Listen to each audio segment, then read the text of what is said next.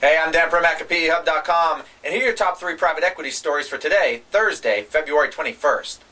Leading us off, it's another private equity bankruptcy, and I think this is going to become a trend in these videos for the next few months. This one's called Atom Aircraft. It's an Englewood, Colorado company that was making twin-engine and jet planes out of a carbon composite instead of out of aluminum.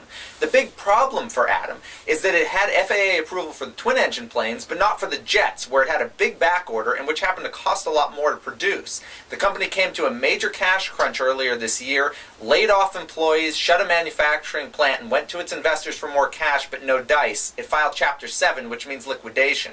The big losers here are the investors. Atom had raised $182 million in private equity funding from firms like Goldman Sachs and venture capital firm Dahl Capital Management. Last year it also secured about $105 million in debt financing from Morgan Stanley, and Morgan apparently was not willing to negotiate those terms. Story number 2, well, let's stay with bankruptcies. 2 of them this time, both Chapter 11 and both the same financial sponsor, which is Sun Capital, a turnaround firm based down in Florida. Now, the first company Sun owns outright. It's Lillian Vernon, a catalog retailer it bought back in 2006. Lillian Vernon's already laid off about half of its full-time staff, and its prospects are unclear.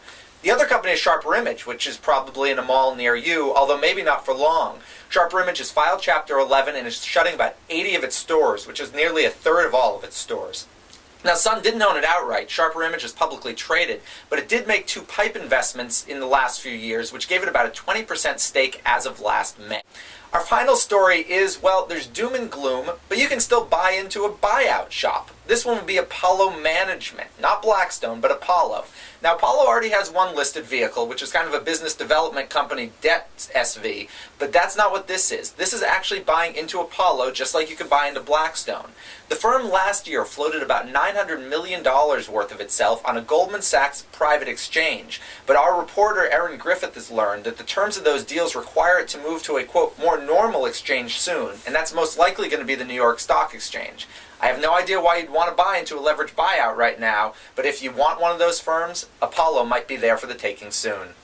I've been Dan Primack at PEHub.com. Make sure to check the site all day for news and analysis, and right back here tomorrow morning for another topic.